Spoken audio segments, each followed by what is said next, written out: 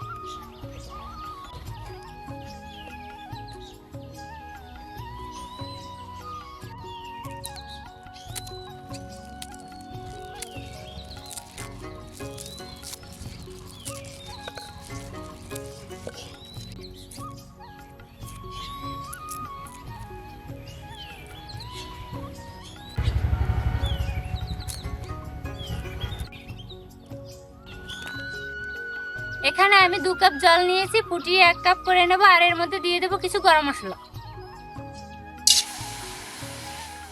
এখানে আমি নিয়েছি গোটা দারুচিনি, এলাচ, লবঙ্গ, জিরা আর মৌরি। এখন আমি জলের মধ্যে দিয়ে দেব।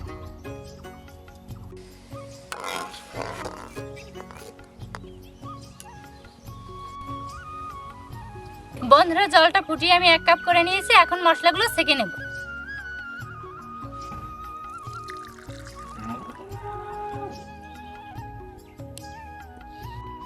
টমেটোটা সিদ্ধ করার জন্য এখন দিয়ে দেব। সেঁকে রাখা সেই 1 কাপ পরিমাণ মশলার জল দিয়ে দেব। এখন দিয়ে দেব পেঁয়াজ কুচি আর কয়েকটা রসুন কোয়া, স্বাদ অনুযায়ী লবণ।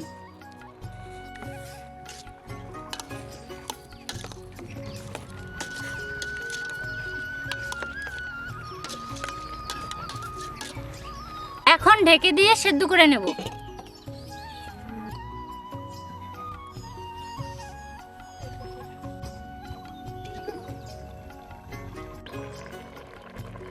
দেখুন টমেটোগুলো কি সুন্দর সেদ্ধ হয়ে গেছে। এখন আমি ঠান্ডা করে ব্লেন্ডারে ব্লেন্ড করে নেব।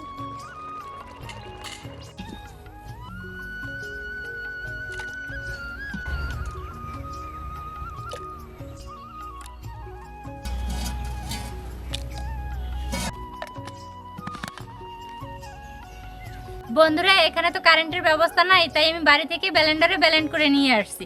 কিছুক্ষণ অপেক্ষা করুন। টমেটোটা ব্লেন্ড করে পিউরি করে নিয়েছি। এখন থেকে এর খোসার বীজটা আলাদা করে নেব।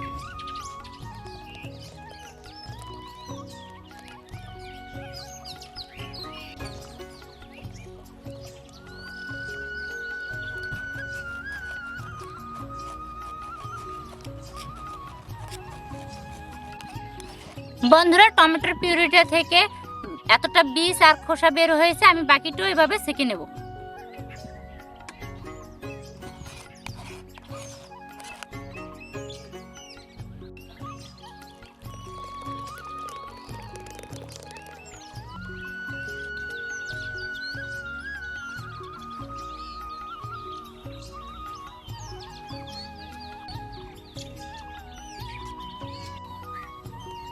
পিউরিটা আমি সম্পূর্ণ সেঁকে নিয়েছি। এখন দিয়ে দেব চিনি, চিলি ফ্লেক্স, শুকনো মরিচের গুঁড়া, গোলমরিচের গুঁড়া, খাবার লবণটা আমি সিদ্ধ করার সময় দিয়ে দিয়েছি। এখন দিয়ে দেবো একটু বিট লবণ। উপকরণগুলো এখন আমি পিউরিটার সাথে মিশিয়ে নেব।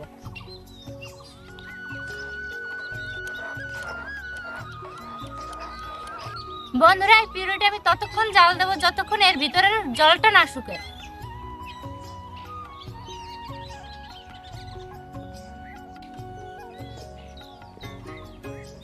সস পারফেক্টলি তৈরি করতে গেলে অল্প আঁচে দীর্ঘক্ষণ জাল করে নিতে হবে, যাতে কড়াইয়ের গায়েতে লেগে না যায় এবং পারফেক্টলি সসটা তৈরিও হয়। সসটা কিছুদিন সংরক্ষণ করার জন্য এখন দিয়ে দেবো 2 চামচ ভিনেগার।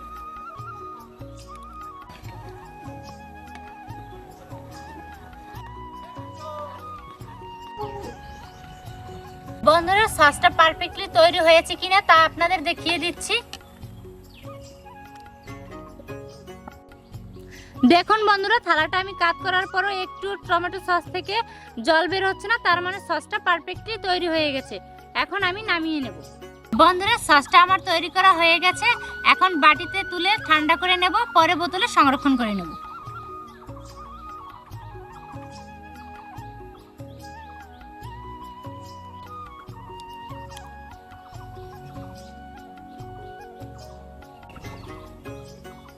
দেখুন বন্ধুরা, সসটার কালার কত সুন্দর এসেছে, দেখতে একদম বাজারে কেনা সসের মতো লাগছে। আর দেখতেই তো পারলেন আমি ঘরে থাকা অল্প উপকরণ দিয়ে কিভাবে সসটা তৈরি করেছি, বাজারে কোনো কেনা রং ব্যবহার করিনি। এখন একটু খেয়ে দেখব।